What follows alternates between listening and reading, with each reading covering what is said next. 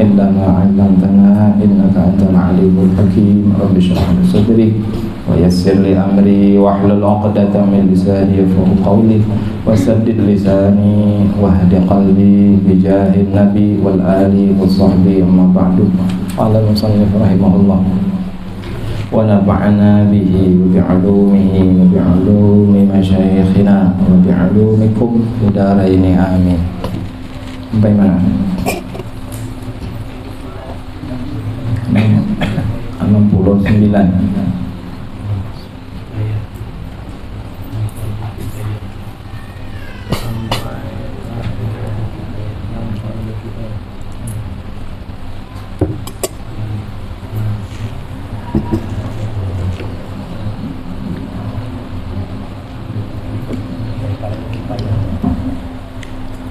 Bismillahirrahmanirrahim. Tetapi jika nafsumu, ya itulah sambungan semalam lah.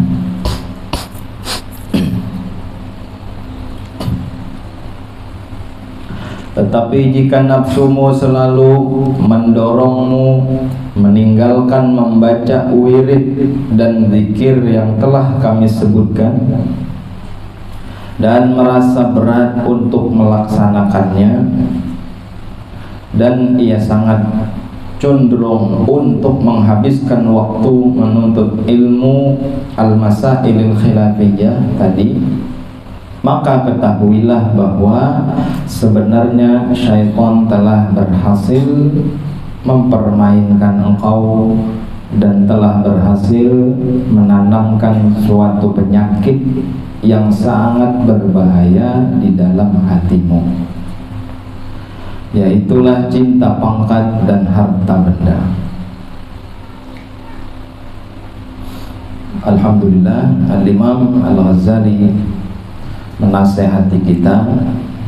Jadi semalam kita disuruh mengisi waktu mulai pagi, diisi dengan hal-hal yang bermanfaat, terutama mencari ilmu yang bermanfaat. Kalau sudah dapat ilmu yang bermanfaat, ilmu yang fardhu ain, lalu silakan hendak mencari ilmu-ilmu yang fardhu kifayah. Sudah dapat ilmu fardhu kifayah, lalu silakan hendak mencari ilmu-ilmu masalah yang khilaf. Biasanya kitab-kitabnya walal, I'anatul Talibin atau Hasyiah Al-Bujairmi, terus ke atas yang tebal-tebal, justru itu banyak khilaf-khilaf ulama atau fikih arba' mazahib.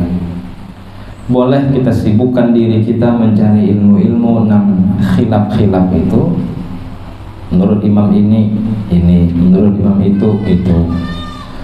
Tapi syaratnya semalam ilmu yang bukan khilaf itu sudah paham. Nah, sudah dapat itu, lalu jersidin. Kalau nafsu selalu mendorong meninggalkan membaca wirid dan zikir yang telah kami sebut semalam, kan banyak zikir, wirid. Nafsu kita nih koler membaca wirid-wirid itu, lalu menghabiskan waktu hendak mencari ilmu-ilmu nang khilaf, apalagi ilmu nang ada bermanfaat. Kan bermanfaat lah ilmu jadi kita. Contoh ilmu apa? Misalnya jadi dukun tuh ilmu apa? Ilmu-ilmu perbintangan. Karena ujung-ujungnya jadi tukang ramal. Padahal beudu jangan ada bisa lagi. Nah ini nang kacau ya. Nyari ilmu-ilmu nang kada diwajibkan, kada di fardhu kifayah kan. Contoh lagi ilmu tauhid yang terlalu dalam. Contoh ada kitab, sebagian ulama melarang membacanya, Ummul Barahin, kitab tauhid. Sebagian pesantren diajarkan, sebagian kada. Karena terlalu dalam membahas masalah tauhid, dikhawatirkan nang mendengarnya ini orang awam. Kena ujung-ujungnya muridnya sesat, gurunya kayak Syekh Siti Jenar.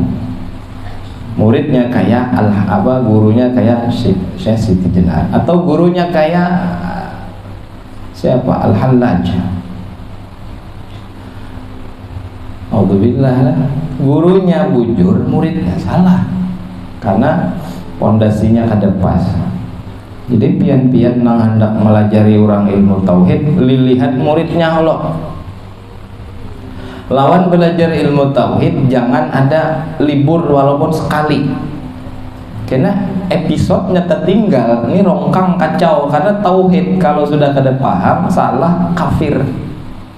Ini bahayanya. Kalau fikih aja salah haram paling. Jadi belajar ilmu tauhid dari A sampai Z harus paham. Si guru kada menaikkan kecuali tahap sebelumnya bujur-bujur paham permanen. Dan si murid kada boleh bolong belajar walaupun sekali. Jadi kalau kayak dilanggar di masjid kada etis. Kenapa? Karena kita orang aur. Hendak di rumah. Ilmu tauhid yang hendak. Kecuali tauhidnya yang dasar-dasar aja, sifat 20 yang dasar-dasar aja ya kada apa-apa.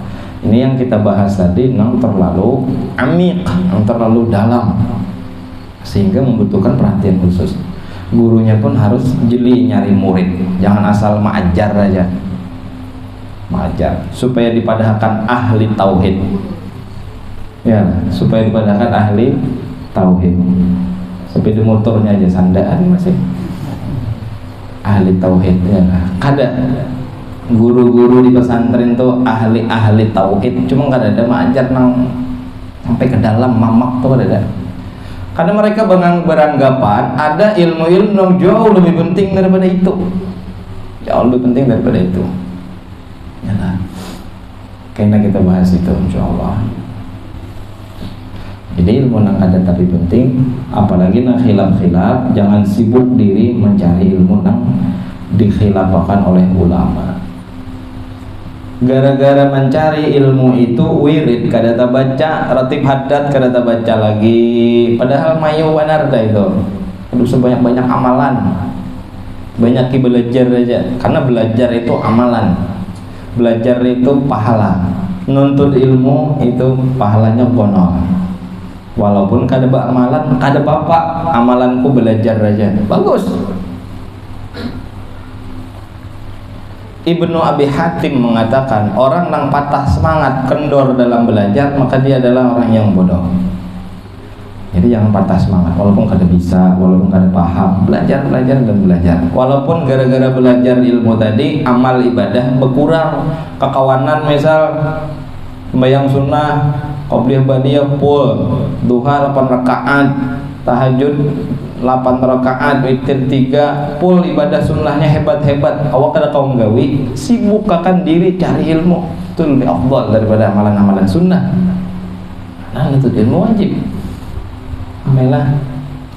Kami di pesantren dilarang bahkan mengikuti tasbih. Boleh. Kalau ada dipagat guru. Kenapa? Lebih baik menghafal, murajaah, mengulang-ulang ilmu daripada sibuk beramalan, ngetik tasbih, misalnya di ujung pandang, misalnya. Ada wayahnya kena itu.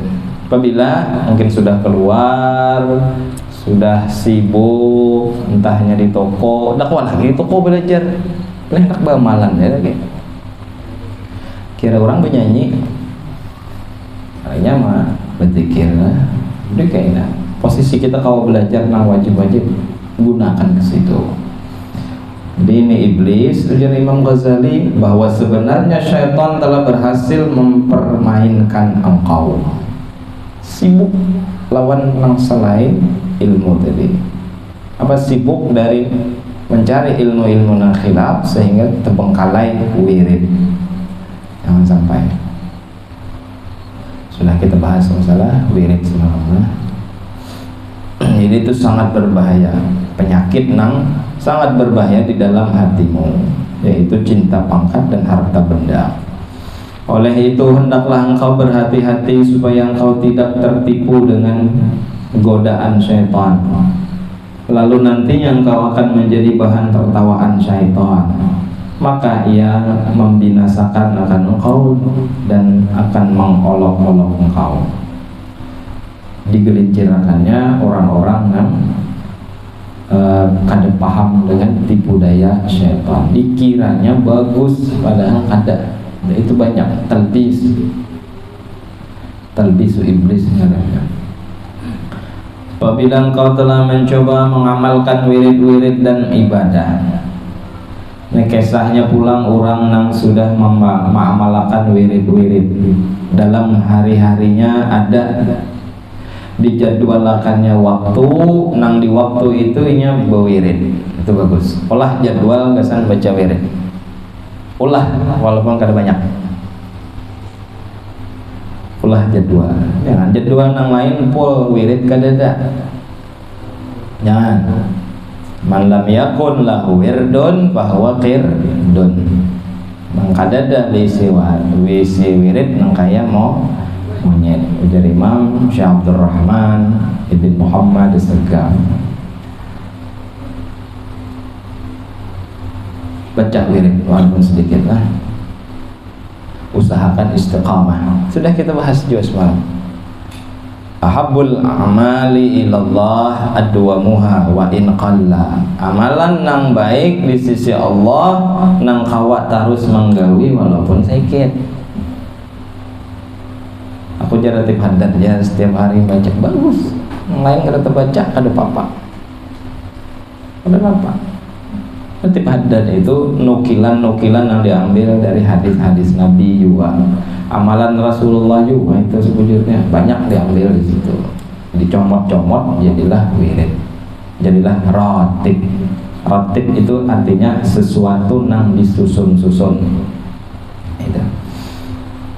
Jadi bila sudah ada seseorang atau engkau Jasidin, Imam Ghazali ini seolah-olah memandiri kita.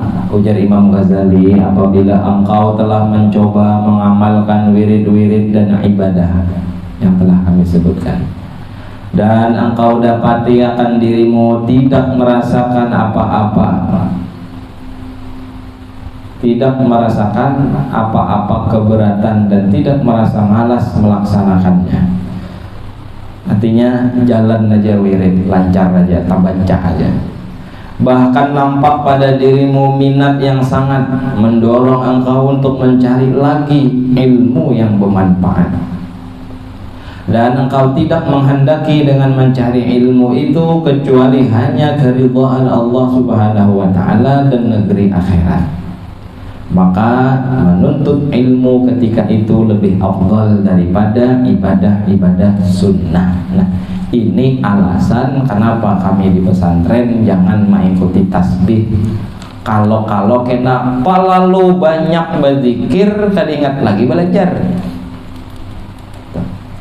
Berzikir tak bagus, terpuji.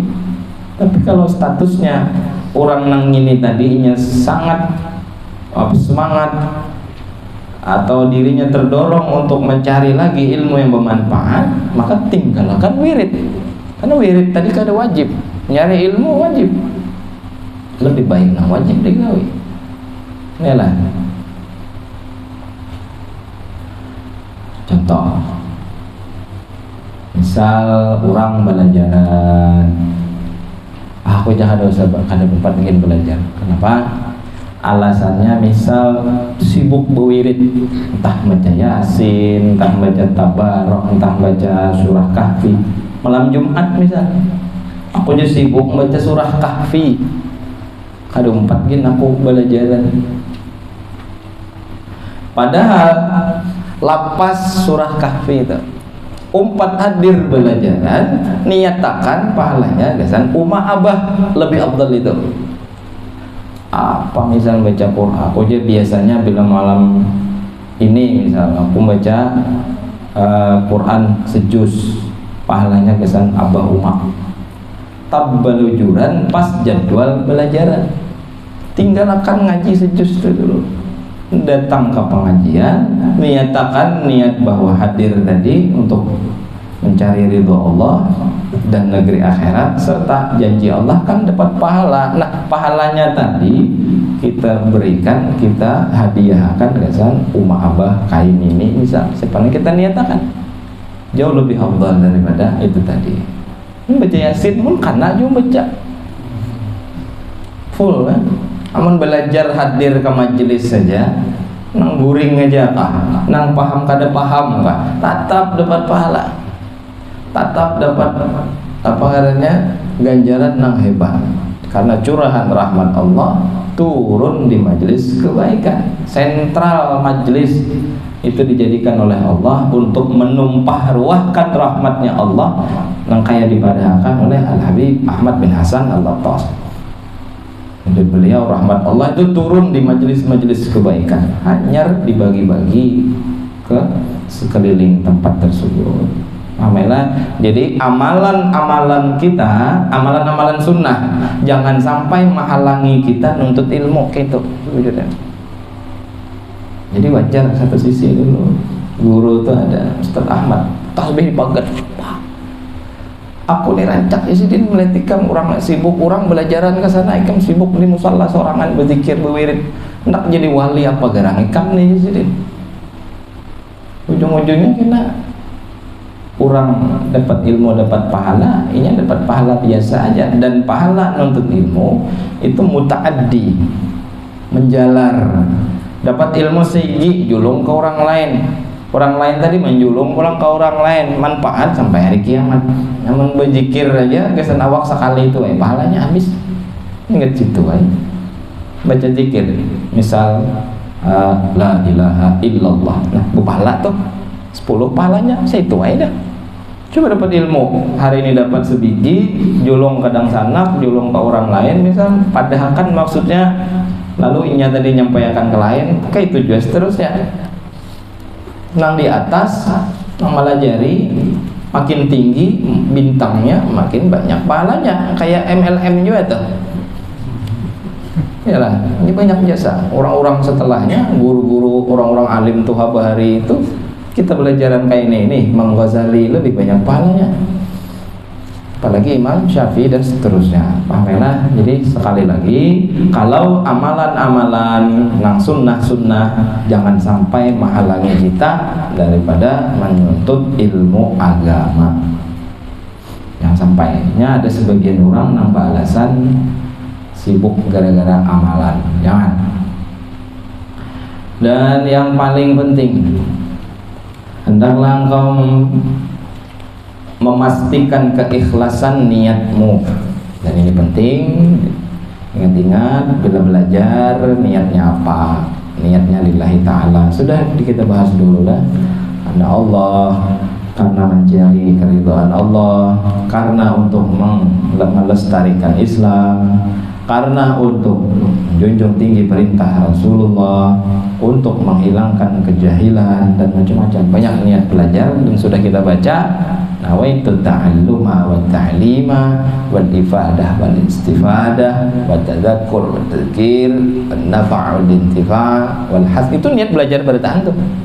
Nawaitu ta'alluma wa ta'lima wal ifadah wal istifadah wa tadzakur wa tadhkir wan nafa' wal intifa' wal has 'ala tamassuk bi kitabillah wal has 'ala tamassuk bi sunnati rasulih wa da'wah ilal huda. Itu niat bertahan itu. Dan satu niat yang disebut tadi bercabang-cabang pulang. Makanya disebutkan lebih daripada 60 niat yang dibaca oleh Imam Abdullah bin Alawi Al-Haddad.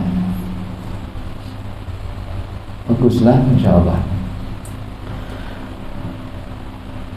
Jadi hendaklah engkau memastikan keikhlasan niatmu, karena niatlah yang menentukan nilai amalanmu. Niat tergantung niat. Wa innama likulli imri'in ma nawa. Innamal a'mal binniyat dan seterusnya. Dan apabila niatmu tidak ikhlas, nah ini kacau, maka disitulah tempat terperdayanya orang-orang yang jahil, dan di sini pula tempat tergelincirnya kaki orang-orang yang cerdik pandai. pintar bapander, ilmunya banyak, tapi kada lillahi ta'ala alias kada ikhlas, maka ini terperdaya oleh syaitan. Semalam kayak kisah semalam sih, diantaranya siapa? Haman, sudah kita kisahkan semalam. Haman penasehatnya Fir'aun, cerdas, pandai, cerdik, pintar, brilian, apalagi cuma kada ikhlas, ada yang dicarinya di situ. Asarnya penjilat lah. Itulah waktu yang pertama, sibukkan diri. Jadi waktu nang Allah beri gasan kita nih, waktu sehari itu, seharian tuh nah, pakai waktu itu gasan menuntut ilmu. Itu nang pertama, jangan kadeda ya sudah. Nang kedua tuh, bahwa engkau tidak kuasa menghasilkan ilmu yang bermanfaat. Cari ilmu kada kawa, entah kenapa kada tahu. Tetapi engkau kuasa berbuat ibadah seperti berzikir, membaca Al-Quran, bertasbih dan sembahyang, maka ini adalah derajat orang yang abid dan cara hidup orang yang saleh. Dengan cara ini juga engkau dapat tergolong di dalam kumpulan orang-orang yang beruntung. Cari ilmu dah kada kawa. Kenapa? Hidupnya di tengah hutan bata tangga lawan Tarsan. Kamu mana belajar? Di hutan belantara hidup. Dah kau orang hutan sini. Hidup di tengah hutan. Kau ada kawan ngacon ingin Tarsan nih sih kong. Jadinya kan kawan untuk ilmu. Kenapa? Jauh dari orang. 12 jamnya sampai ke rumahnya, mulai jalan ganal jauh benar. Apakah diajak hidup di situ juga? Iyalah. Udah paham kan? Hendak uzlah. Uzlah itu kada perlu di hutan. Hendak apa lagi? Hendak khalwat. Khalwat itu kada perlu di hutan. Di rumah pun kawa. Ya lah, orang-orang soleh ini di rumah bakal luat, ada salah ke hutan kayak orang bahari kan. Intinya kurangi bergaul, itu halwat kadang yang beristilah tulak ke tengah hutan kan. Ada. Nah jadi inya tadi kada kawa belajar. Misal juga hidup di negara nang Islamnya sedikit, minoritas. Deda orang belajaran, gak ada majelis taklim, gak ada tuan gurunya, gak ada. Mungkin hidup di situ 4 hidup, ada tahu juga. Nah, kalau belajar, lalu inya bisa menghasilkan apa? Berbuat ibadah seperti berzikir, membaca Al-Quran, bertasbih dan sembahyang, maka ini adalah derajat orang yang abid. Ya sudah, ada kawan cari ilmu, beribadah barang saingnya. Ada nang tadi kisahnya nang pertama tadi, amalan kawa menuntut ilmu nang wajib, kawa cari ilmu nang wajib aja, amalan tinggalkan. Karena amalan tuh, karena cari ilmu tuh amalan juga, bahkan gono apalanya, acak dah kita bahas itu. Nah ini pilihan kedua, nuntut ilmu mencari nang bermanfaat ilmu kada kawa, berarti sibukkan diri dengan berzikir dan membaca Al-Quran atau bertasbih atau sembahyang atau apapun amalan-amalan nang itu ngarannya nilainya zikir di sisi Allah. Jadi ini alternatif kedua dan ini waktu kita isi lawan itu. Jadi lihat-lihat diri kita masing-masing lah. Kawa kan nuntut ilmu dan bermanfaat. Kalau kawa tabrakan waktunya dengan amalan, singkirkan amalan lo, kesampingkan dulu. Kita cari yang utama dari yang lebih penting daripada yang penting. Taqdimul aham minal muhim, mendahulukan yang paling penting dari yang penting. Ketiga, ini yang ketiga pilihannya, bahwa engkau berbuat pekerjaan yang dapat memberi kebaikan kepada orang-orang Islam dan dapat menggembirakan hati orang-orang yang beriman. atau engkau menolong orang yang soleh di dalam pekerjaan mereka, seperti berkhidmah kepada para ulama dan ahli sufi dan ahli-ahli agama, dan berbolak-balik di dalam menunaikan hajat-hajat mereka, atau berusaha untuk memberi makan kepada fakir dan miskin, atau menziarahi orang yang sakit, atau mengantar jenazah, maka semua ini adalah lebih afdal daripada semata-mata ibadah sunnah. Karena ibadah sunnah saja, karena amalan yang seperti ini selain sebagai suatu ibadah, juga ia merupakan pertolongan kepada orang lain. Ini pilihan yang ketiga. Menuntut ilmu kadakawa, mencari berzikir, beribadah, berkhidmat kayak orang kadang mau juga kadakawa. Lalu kesan apa diberi Allah Ta'ala waktu dari lawan apa mengisi, diisi lawan menuntut ilmu dakawa. Kadang gurunya aja diisi lawan berzikir, kadang mendukung juga keadaan, cari seorang alasannya pian. Nah, nang ini barang nang ketiga isi waktu lawan apa?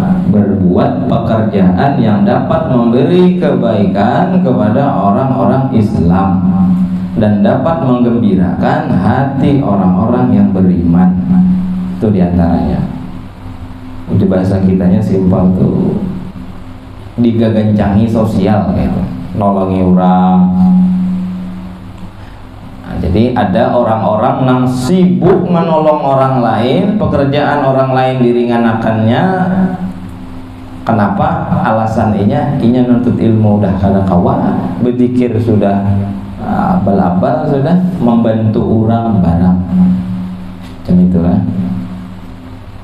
Apalagi membantu orang kawa, menuntut ilmu kawa, beramalan berzikir kawa. Ini makin harap lagi. Ini kisahnya nang kada kawa lalu-lalu. Yalah, sosial berarti orang tuh. Kan ada orang gitu, bamalan ada, menuntut ilmu ada juga, mapapang menolongi orang ketujuan. Ada manusia kayak itu, orang-orang yang sosial. Contohlah hubungan bondangkar, ada kadangkar di sini. Begaji kadangkar tuh, kadang lah. Sosial itu membantu orang. Kadang sibuk mau urusi orang lain, orang kecelakaan, orang kebakaran, orang musibah. Awak hendak ke majelis, bukannya hendak menolongi orang. Sama yang baik juga lah, sama baik. Yang kada baik itu awak hendak tulak belajaran, inya hendak sibuk bercucuntan. Nah ini kacau. Nolong orang lah, idkhalus surur 'alal mu'minin sadaqah, memasukkan kebahagiaan kepada hati orang-orang yang beriman itu sedekah. Nolongi orang walaupun membuang satu duri yang ada di jalan. Duri, ada paku, batu menghalangi jalan, kepinggirkan, sedekah tuh. Berapa ribu orang yang lalu situ nyaman gara-garanya. Masya Allah lah, itu gawian sosial, itu sangat terpuji. Jadi ketika kita sudah belajar kada kawa, berzikir kada sanggup, nolongi orang lancar-lancar. Maksudnya mengisi kekosongan waktu. Jangan sampai waktu kosong full 24 jam di rumah aja. Berkawan kada, apa kada, berbuat baik kada juga, belajar kada juga. Dedai, apa sibuk nonton TV, main HP, nonton TV, main HP sehari pulang, umur esok itu pulang sama dengannya kopi paste gawian gitu aja sampai mati. Jadi jangan tahu Tuhan harus aku ciptakan hamba aku ini. Jangan julung ke lain nyawanya gitu. Kayak ada bermanfaat lalu-lalu. Jadi jangan sampai kita jadi gitu lah. Ini ada pilihan nih, nuntut ilmu kah, beribadah berzikir aja kah, atau nolongi orang kah? Kawa ketiganya alhamdulillah sujud syukur biar. Kawa dua buting aja kawa, ya alhamdulillah juga. Sebuting aja kawa, syukur pulang kawa daripada nangkai tadi. Udah bagus selalu lah. Itu nang ketiga. Di antaranya menolongi orang-orang mukmin muslim, orang Islam, dan menggembirakan hati orang-orang yang beriman. Dan engkau menolong orang yang soleh di dalam pekerjaan mereka, seperti berkhidmat kepada para ulama dan ahli sufi dan ahli-ahli agama, dan berbolak-balik di dalam menunaikan hajat-hajat mereka. Orang-orang nang ulama alim, kalau sudah full kedudukannya di sisi Allah, terhormat di sisi Allah, ayo kita bisa-bisa caper lawan ulama. Engkau apa caranya?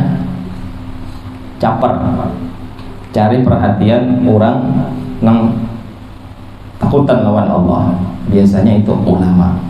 Kenapa? Karena hati ulama itu full disorot oleh Allah. Nah, kalau kita kawat caper, berarti ngaran kita ada di hati ulama tadi. Otomatis Allah pun cinta juga lawan orang tadi.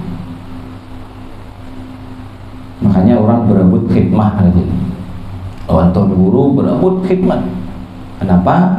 Demi mencari keridhaan sang ulama tadi. Mencari keridhaan. Kenapa? Karena itu satu pekerjaan yang sebujurnya itu mengorbankan perasaan, tapi sangat cepat untuk meninggikan derajat seseorang di sisi Allah. Jadi salah satu cara alternatif yang paling cepat menyampaikan seseorang kepada Allah dikatakan oleh ulama-ulama sufi, yaitu berkhidmah kepada orang yang sampai kepada Allah, orang yang kenal dengan Allah, orang yang selalu kesibukannya demi Allah, untuk Allah. Walaupun inya gara-gara inya berkhidmah lawan ulama, orang belajaran inya kada belajar. Orang sibuk gotong royong, punya kada umpat. Kenapa? Melayani ulama tadi.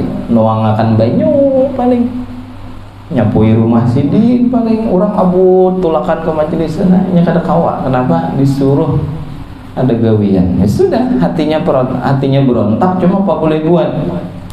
Si alim tadi menyuruh sesuatu dengan nilai khidmah.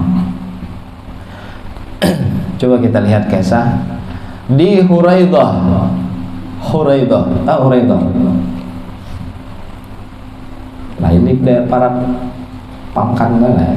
Huraidah di kota di Hadramaut, ada kota kecamatan lah, ngarannya Huraidah. Hiduplah di situ Al Habib Umar Qutbul Anfas, Al Habib Umar bin Abdurrahman Al-Attas, pengarang Ratib Al-Attas, gurunya dari Imam Abdullah bin Alawi Al-Haddad. Jadi Ratib Al-Haddad ini yang kita baca, yang dikarang oleh Imam Haddad, ini murid dari Habib Umar Qutbul Anfas, Al-Habib Umar bin Abdurrahman Al-Attas, pengarang Ratib Attas. Guru dan murid bisa ratib keduanya. Hendak mamal akan mana tasarah, yang penting kawarutin lah. Jadi Habib Umar bin Abdurrahman Al-Attas ini di antara murid-murid beliau sampai ke luar negeri Hadramaut, sampai ke luar negeri yang sangat jauh, banyak murid beliau di majelis taklim terkenal di zaman itu. Majelis beliau besar karena wali terkenal Qutbul Anfas, wali kutub yang dipilih salah satu-satunya beliau. Akhirnya dengan kepangkatan beliau di sisi Allah, banyak orang-orang soleh cetakan beliau. Tapi karangan kitab beliau itu ada banyak. Suah ditakuni oleh beberapa orang, wahai Syekh Umar bin Abdurrahman Al-Attas, mana karangan-karangan pian? Jadi karanganku, tuh karanganku. Beliau menunjuk kepada Imam Abdullah bin Alawi Al-Haddad. Karena ngarang kitab, ngarang manusia dijadikan mesin untuk bikin kitabnya lebih keren lagi. Jadi beliau tadi kisahnya, begitu banyak murid-murid beliau, cuman ada satu murid beliau, yang mana satu ini derajatnya sangat tinggi di sisi Allah Subhanahu wa Ta'ala. Dia adalah bernama Syekh Ali bin Abdullah Baras. Syekh Ali bin Abdullah Baras ini khidmah, jadi pembantunya, jadi khadamnya Habib Omar bin Abdurrahman Al-Lattas. Ngaran beliau Syekh Ali bin Abdullah Baras. Lain Habib lah, Syekh Ali Masyaikh. Masyaikh itu biasanya turunan sahabat, macam Baswedan. Kalau di Jakarta ada Anies Baswedan, itu keturunan Basaudan di Hurebeh sana, masih Hadramaut. Hurebeh ada Syekh Abdullah bin Ahmad Basaudan. Nah, satu murid ini sangat tinggi derajatnya di sisi Allah. Kenapa? Karena beliau sukses cari ridho sang guru, cari ridho si alim dari Habib Omar. Dengan apa? Dengan berkhidmah. Dan khidmah ini kada sembarangan orang hakun, karena ujar Abuya dulu kami ingat, al-mutakabbir la yakhdum. Orang nang hatinya, di dalam hatinya ada sifat sombong, kada bakal mau khidmah. Bakal mau khidmah. Kalau khidmah juga terpaksa pasti. Dan khidmah yang terpaksa walaupun puluhan tahun hidup lawan para ulama, jadi supir ulama, nyupir kemana-mana, umpat sana umpat sini, mengiringi beliau, tapi kada ikhlas, habis saya juga ada apa-apanya, buang-buang waktu. Lalu suatu ketika Al-Habib Omar lagi menggelar majelis, lalu datanglah salah seorang tamu besar, tamu mulia, yaitu Nabi Khidir alaihi salam. Mungkin sebagian dah tahu kisahnya. Ketika majelis Habib Omar bin Abdurrahman Al-Lattas berlangsung, datang seorang tamu yang mulia, yaitu Nabi Khidir alaihi salam. Bayangkan majelis dihadiri oleh Nabiullah Khidir. Lalu berbondong-bondong murid-muridnya, jamaah tadi bersalaman lawan tamu tadi Nabi Khidir. Tertinggal seikung mencugut Syekh Ali bin Abdullah Baras. Ujar Habib Omar, wahai Ali, kenapa kau enggak mau ikut salaman sama orang-orang?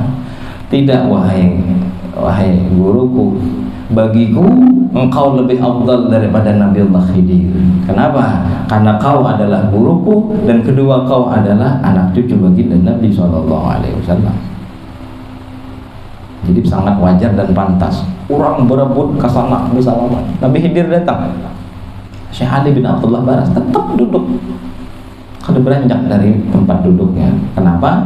Karena di hadapannya ada gurunya. Bahasa kita itu, Nabi Khidir guruku kada, siapa kada, apa gerak. Di depanku ada guruku yang lebih sepantasnya aku hormati gitu. Turun gitulah, alhamdulillah, tahadus bin ni'mah. Ketika ada tamu-tamu tuh datang mulai Madinah, Mekah, Hadramaut, Pakistan, India, mana-mana tamu datang ke Darul Habib. Biasanya paling banyak tuh dari Hadramaut. Datang sebagai tamu Abuya. Abuya bawa ke musalla, ke masjid untuk kasih tausiah. Nah, ulun lihati lain tamu Abuya yang duduk tuh yang ulun lihati. Tamunya blow, tamu ceramah. Alhamdulillah ini. Dalam hati ulun ceramah hapian, tetap ya ulun melihat Abuya. Jadi mata ke Abuya, telinga ke situ. Kan pikirannya kan kada terbagi kan? Kada terbagi. Ya sesekali lah melihat si orang nang tamu tadi. Kada peduli siapakah tamunya. Mulai Tarim kah, mulai Hadramaut, mulai manakah, kada peduli. Dalam hati yang lebih mulia itu guruku, bukan tamu nilai. Gitu. Jadi lebih banyak memandang guru daripada memandang si tamu tadi. Tamu tadi itu kan ada jasa lawan kita. Dia datang setumat aja, datang belang silaturahim, dilayani, makan habis, jamuan bulik. Tidak ada kisah lagi. Nih orang yang membawa mereka ini yang hebat. Hati-hatilah, jangan tertipu. Kadang kita melihat kebesaran seseorang sehingga melupakan guru kita. Padahal pamunang agung tadi datang, ya wasilahnya guru kita juga. Apalagi kita takjub dengan si datang tamu nah hanyar ini nang kada suah berjasa lawan kita, sehingga membengkalaikan, menelantarkan, naudzubillah, sampai kita kada tertengok lagi. Maka tamu datang, guru kita datang bawa tamu lawan tamu. datang lawan tamu. Kita di situ, guru datang lawan tamu-tamu besar, tamu-tamu alim besar. Nah kita salami dulu siapa? Guru kita. Jangan tamu dulu. Kenapa? Tamu itu ya tadilah kada ada jasa lawan kita. Paham kan? Ini bentuk khidmah. Bentuk khidmah. Khidmah itu intinya cari ridho guru, cari ridho orang alim. Kenapa? Itu tadi alasannya di awal, hatinya orang alim selalu dipantau oleh Allah, dan ketika nama kita ada di hati mereka, kita jadi orang yang beruntung. Tuh, capat. Jadi ditengok, dilihat oleh Allah. Oh, di hati kekasihku ini ada ngaran sini. Berarti inya nih cinta lawan bubuhannya nih. Ya sudah buhannya nih, ku jadikan wali-wali jedah bertaan juga. Kenapa? Karena mereka cinta dengan kekasihku ini. Kenapa? Khidmah berkah, khidmah lawan alim ulama. Apalagi berkhidmah lawan Nabi Muhammad, apalagi membantu Nabi Muhammad, apalagi kesehariannya untuk Nabi Muhammad, apalagi hartanya untuk Nabi Muhammad, apalagi umurnya gasar Nabi Muhammad, apalagi ini dan itunya semuaan untuk Nabi Muhammad, untuk perjuangan Nabi Muhammad, untuk melanjutkan dakwahnya Nabi Muhammad. Kalau kita khidmah lawan ulama aja seitu tadi imbalannya, bahkan lebih kayak apa lawan khidmah kita dengan Nabi Muhammad. Ada majelis Rasulullah. Oh, bagus tuh. Berarti ampun Nabi, berarti nang ada di situ berhadam lawan Nabi Muhammad.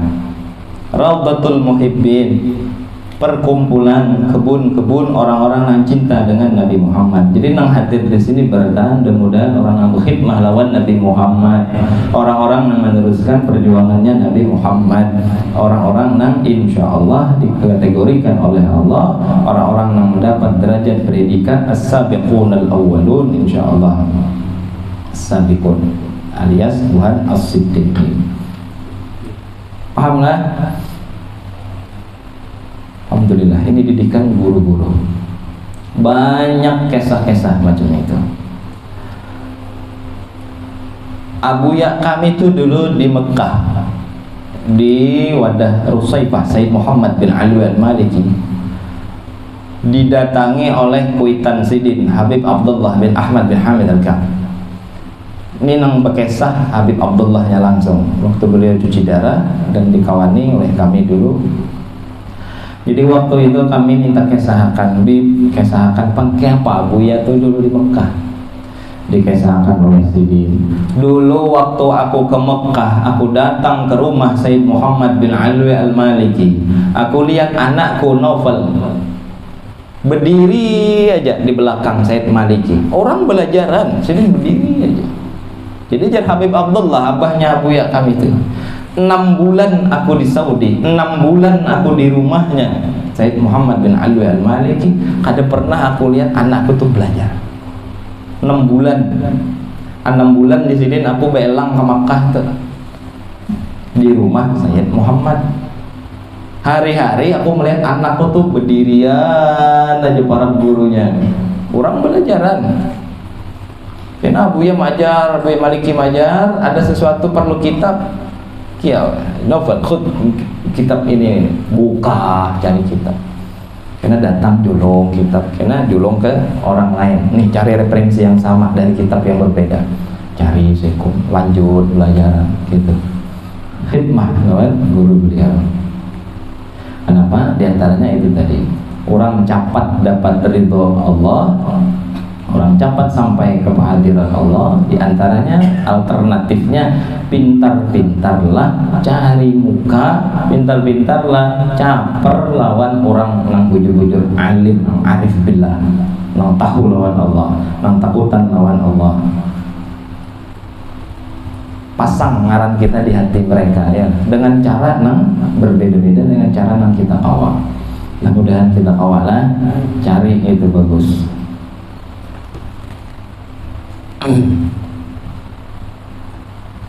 Dan juga orang nang berkhidmah itu seperti yang dikatakan Abu ya tadi, al-mutakabbir la yakhdum, orang nang sombong kada akan mau berkhidmah. Kenapa? Karena berkhidmah itu menghinakan diri. awak nih berilmu pintar, disuruh membersih WC oleh guru, kan kayak itu kan kacau kalau dari segi kasat mata. Padahal disitulah letak daripada sumber ilmu, sumber keberkahan pada hati orang-orang yang rendah. Orang-orang yang rendah, disitulah mereka mendapatkan kemuliaan di sisi Allah. Pahamlah, jadi disuruh juga kita oleh Imam Al-Ghazali cari ilmu kada kawa, berzikir sudah terbengkalai kada karuan, membantu orang alhamdulillah mungkin kawa, dan diantaranya berkhidmah lawan kepada para alim ulama, karena mereka sampai sudah kepada Allah, mereka sudah kenal lawan Allah. Tadi Habib Umar pernah berkata lawan murid beliau Syekh Ali bin Abdullah Baras, ujar Habib Umar bin Abdurrahman Al-Attas, "Lau nadartu ila hadzal badwi alladhi yabulu ala fakhidhihi la awsaltuhu ila Allah fi lahzah." Seandainya aku mau melihat seseorang, aku pandang dia dengan pandangan kasih sayangku wahai Ali, maka akan kusampaikan orang, walaupun orang tadi kencing di celananya, aku sampaikan dia ke hadirat Allah fi lahzah, sedetik sampai dia kepada Allah. Jadi sekejap mata, sedetik pun aku bisa merubah orang yang kencing di celana jadi wali min auliyaillah. Kenapa? Karena Syekh Abdul Rahman Al-Attas sudah gitu, makamnya tinggi. Misal Syekh Abdul Qadir Al-Jilani dan yang lain-lain para wali-wali Allah. Gampang kan? Gubernur hendak mengangkat siapapun dari orang yang dicintainya jadi pegawai, gampang. Mandak ini pegawai di mana, mandak ini pegawai di mana. Biar ijazahnya kada tapi harat IPK-nya kada terlalu nonjol, tapi gubernur nama andak di Bartim ini kau lagi kira itu gubernur. Kalau wali Allah kayak apa kira? Yalah, wali kota misal berisi kamanakan lulusan S1 misal anak begawi setumatanya ada begawi, tinggalnya caper aja lawan pamannya tuh. Mungkin kayak itu modelnya lah, nah kita campur lawan mereka. Mana tadi?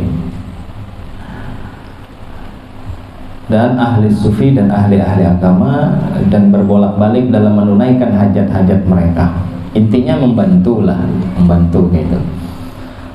Atau berusaha untuk memberi makan kepada fakir dan miskin, atau menziarahi orang sakit, atau menghantar jenazah. Maka semua ini adalah lebih afdal daripada semata-mata ibadah sunnah saja, karena amalan yang seperti ini selain sebagai suatu ibadah juga ia merupakan pertolongan kepada orang lain. Kita lagi kesusahan ditolong orang kayak apa rasanya? Nah, bayangkan orang nang ditolong tadi adalah orang yang kita tolong, kebalikannya modelnya. Kita ditolong orang, kita lagi kesusahan ditolong orang, bangga kan, bahagia kan, berterima kasih jujur kita, mendoakan yang baik-baik. Nah, kayak itu juga ketika kita berbuat baik lawan orang, maka insya Allah itu termasuk hal-hal yang dipuji oleh Allah dan kada melalaikan kita dari waktu yang telah dititipi oleh Allah. Insya Allah kena kita sambung ya. Mudah-mudahan paham tuh. Belakang ada paham? Takut. Assalamualaikum warahmatullahi wabarakatuh. Waalaikumsalam. Apakah boleh mengambil upah jasa wakaf di masjid? Ini wakaf pulang atau langgar dari duit wakaf? Kada boleh. Mungkin kada jelas semalam tuh lah. Jadi kayak ini kisahnya. Wakaf bila sudah dijulung, oh panitia ya ini ada duit 1 juta, kami bewakaf gasan masjid, gasan langgar, gasan sekolahan, gasan majelis, gasan apa-apa terserah. Baik, kami bewakaf gasan nukar samen. Berarti khusus wakafnya ini gasan nukar samen.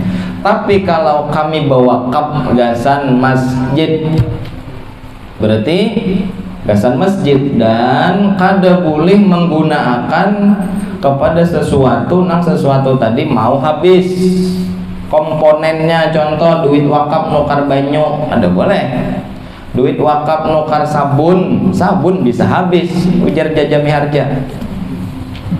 orang tua tahu aja jami harga.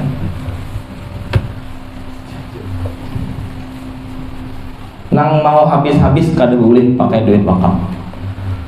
Gasan konsumsi ada boleh. Wakaf ini pada barang nang barangnya komponennya kada mau habis dimakan masa dan waktu. Nukar samen panitia boleh, nukar kipas angin silakan, nukar apa lagi tuh karpet boleh.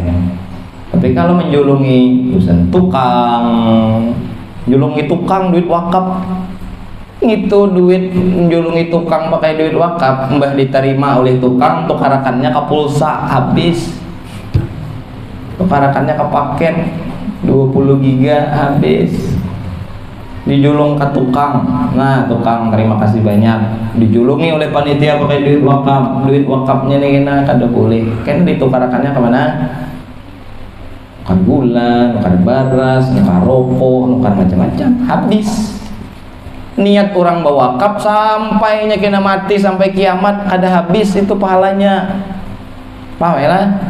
Kalau nyedi duitnya ngeri ke situ akan. Jadi himbauan gesan masjid-masjid nang mengarani pakai wakaf jangan, pakai infak aja. Jadi julungi amplok-amplok tuh nah. Jangan bla bla bla bla bla bla wakaf untuk masjid anu misalnya ini bla bla tertanda ini. Berarti nang ada di dalam amplop ini murni untuk wakaf, kada boleh dijulung gesan gaji. Intinya kayak itu. Ada banyak kasus di mana-mana kasusnya kayak itu. Bila hendak kada alih, ngarannya jangan wakaf, ngarannya infak. Kalau infak ya bebas. Alhamdulillah. Ustadz izin bertanya, orang ada minjami duit sebanyak 1 juta, gasan bermodal usaha dengan akad hasilnya dibagi 2. Ulun bayarnya dicicil 20.000 per hari, total pembayarannya 1.200.000. Apakah pinjaman ulun ini kena hukum riba? Ribanya di mana? Ribanya di mana?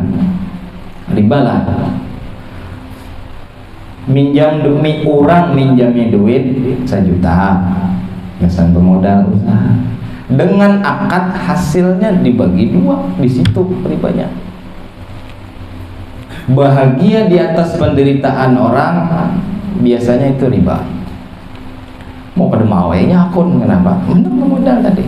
Waku ikhlas saya jangan apa, awak ikhlas Allah kada rela. Aturannya diobok-obok. Nang jadi patokan itu aturan Allah, bukan aturan hati kita.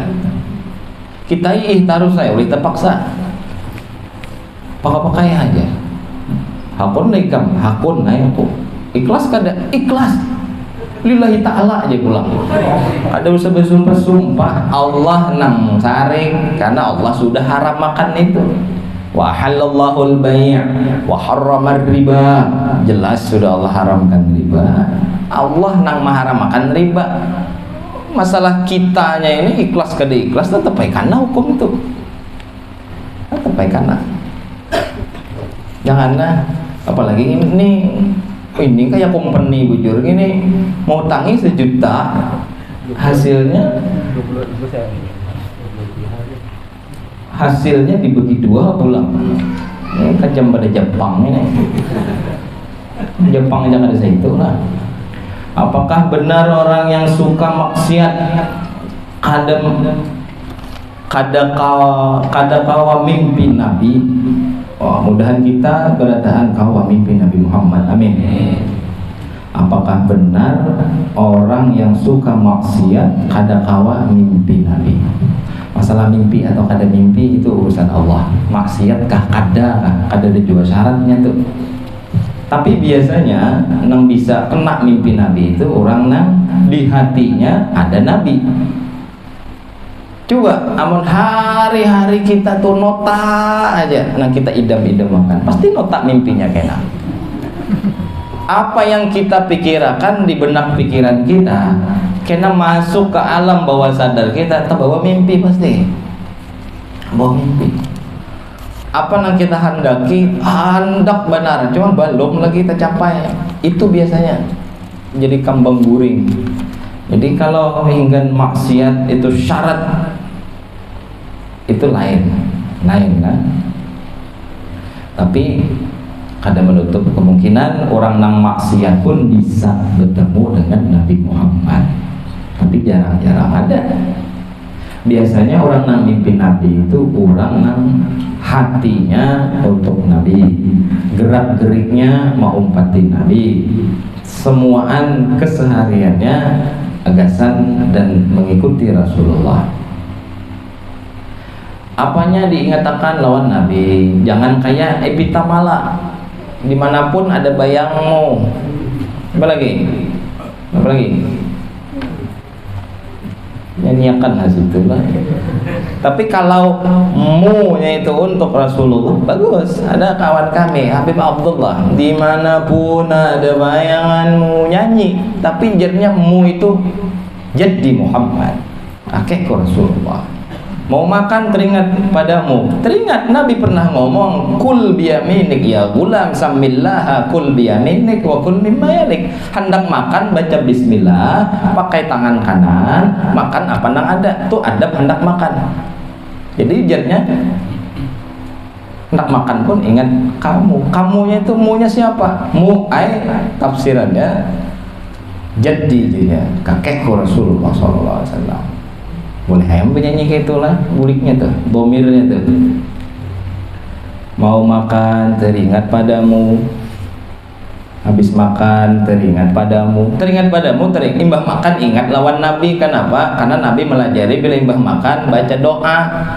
Alhamdulillahilladzi at'amani hadzal ta'am wa razaqanihi min ghairi haulin minni wala quwwatin wala haula wala quwwata illa billah. Alhamdulillahilladzi at'amani wa saqani wa ja'alani minal muslimin. Itu tuh Nabi, itu ingat Nabi berarti. Hendak guring ingat Nabi, bangun guring ingat Nabi. Mungkin itu mimpi pasti mau. Kenapa? Inya nang diingatakannya Rasulullah. Lalu orang bersalawat Pak, orang bersalawat itu ciri orang itu cinta banyak salawat. Man ahabba syai'an katsura dzikruh. Orang yang cinta lawan sesuatu maka orang tersebut banyak menyebutnya. Itu jadi sambatnya. Dikit-dikit Allahumma shalli ala Muhammad, dikit-dikit ya Rasulullah, dikit-dikit bersalawat. Jadi banyaknya yang bersalawat itu buktinya itu cinta. Karena bukti cinta seseorang dia banyak menyebut orang yang dicintainya. Paham ya? Jadi masalah tadi mimpi mau maksiat mau kada itu terserah Allah, hendak dimimpiakan mungkin hendak kada terserah Allah. Tapi kebanyakannya orang-orang ahli ibadah, orang-orang yang dalam hatinya terdapat Nabi Muhammad, ketika tidak berjalan kecuali ingat Nabi, kecuali tidak makan kecuali ingat Nabi, makan ingat Nabi, minum ingat Nabi, yang guring ingat Nabi, dalam artian ingat sunnah Nabi. Karena ada bergerak kita ke kiri dan ke kanan kecuali di situ ada adab dan sunnah yang diajarkan oleh Nabi Muhammad Sallallahu Alaihi Wasallam. Mudah-mudahan barataan jersidin tadi kita bermimpi Nabi Muhammad Sallallahu Alaihi Wasallam. Amin ya rabbal alamin. Ada pengumuman dah Pak? Alhamdulillah tanah uruk sudah, alhamdulillah sudah 55 rit semalam. Alhamdulillah sudah ada sampai seminggu lah kita mau makan semalam berapa juta tuh semalam tuh. Jadi terima kasih kesan para donatur yang menyumbang baik yang sedikit atau yang banyak.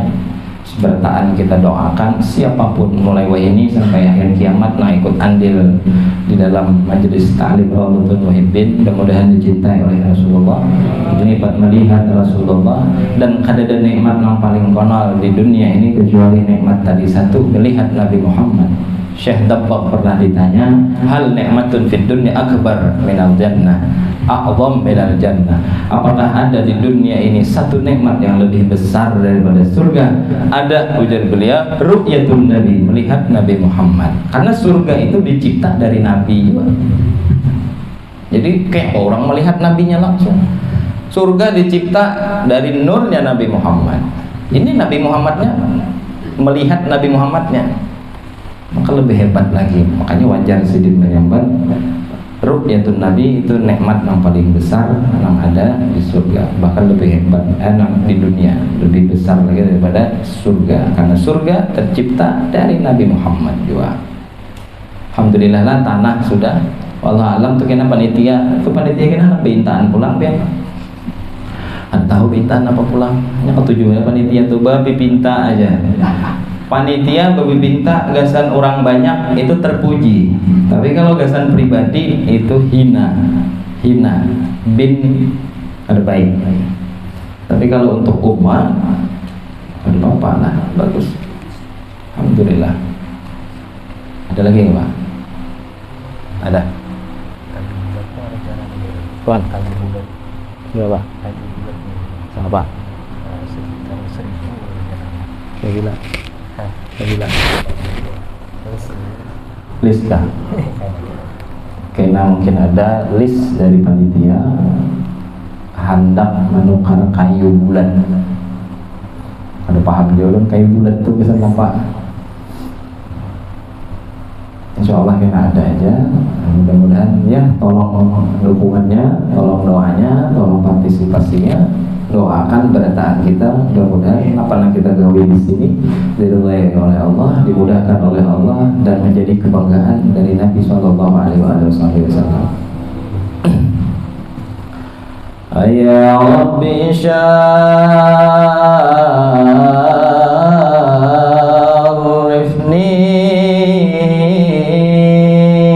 bi ru'yati sayyidi, ya Rabbi syarifni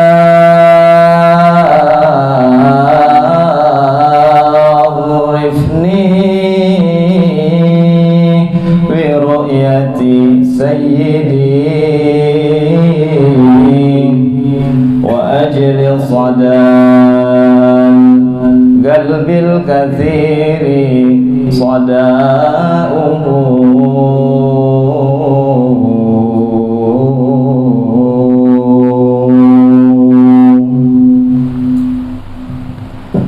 Allahu Allah lamma nadani wa fasilatu abdan mamlukan lahu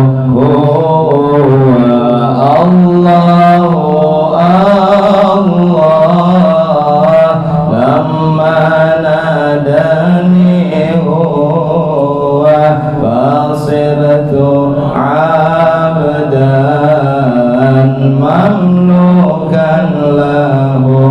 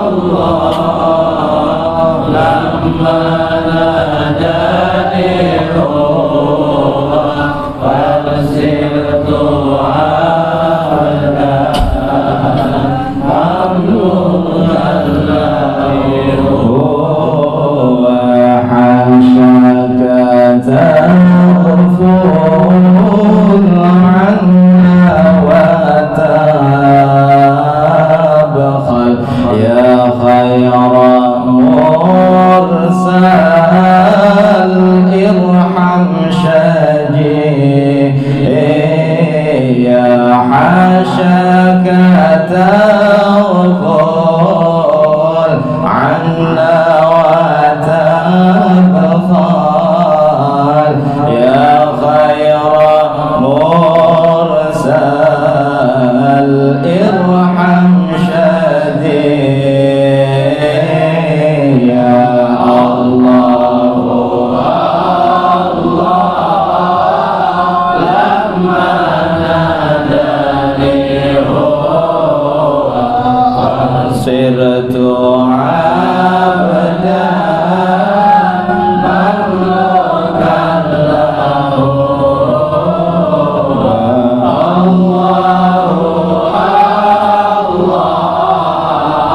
لما ناداني فصرت عبدا مملوكا له وكم ذا أنادي يا خير هادي يكفي بعاني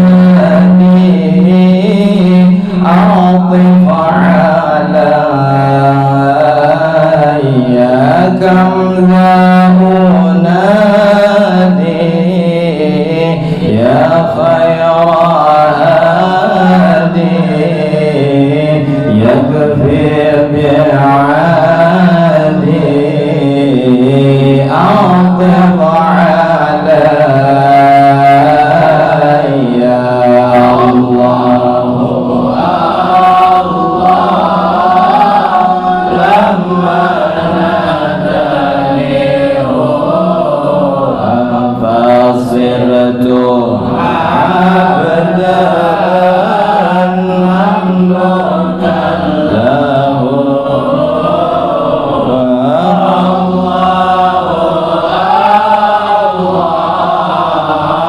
لما ناداني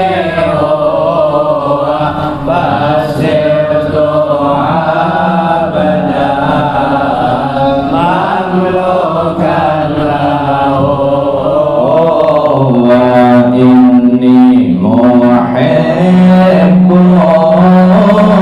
بذكر أحمد بشر محبا ولو برؤيا إني محب بذكر أحمد بشر محبا ولو برؤيا الله لما ناداني فصرت عبدا مملوكا له الله لما ناداني فصرت عبدا مملوكا له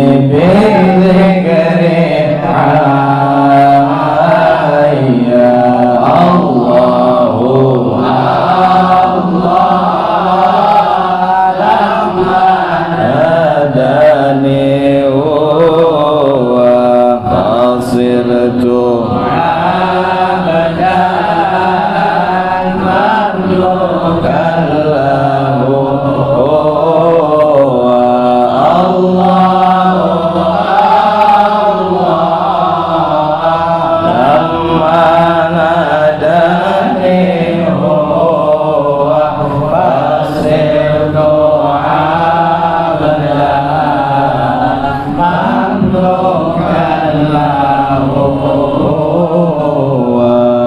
اللهم صل وسلم وبارك عليه وعلى آله ربنا انفعنا بما علمتنا رب علمنا الذي ينفعنا رب وفقنا وفقه أهلنا وقرابات لنا في ديننا مع أهل القدر أنثى وذكر ربي وفقنا ووفقهم لما ترضي قولا وفعلا كرما وارزق الكل حلالا دائما وأخلا أتقياء علما نرضى بالخير ونكفى كل شر ربنا أصلح لنا كل الشؤون وأقر بالرضا منك العيون واقض عنا ربنا كل الديون قبل أن تأتينا رسل المنون واغفر واستر أنت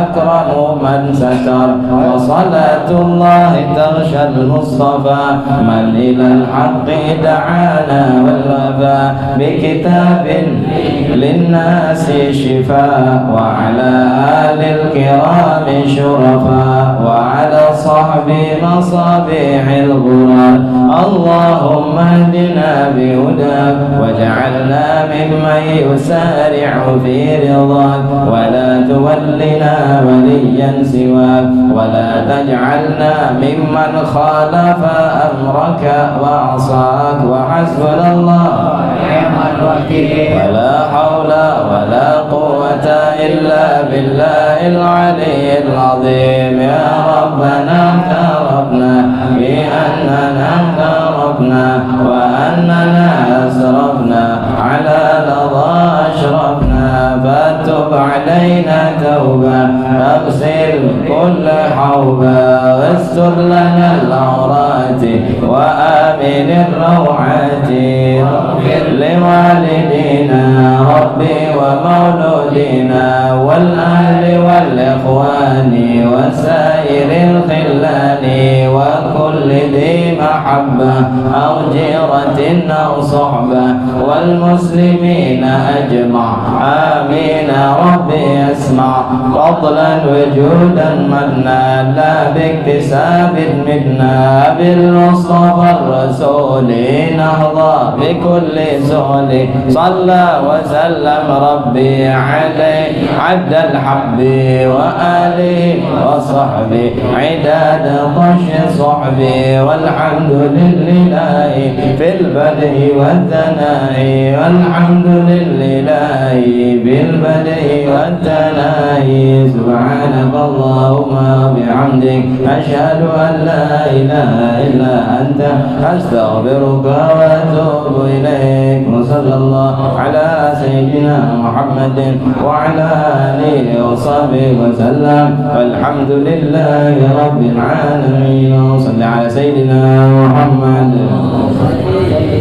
قبل الله منكم منا ومنكم قبل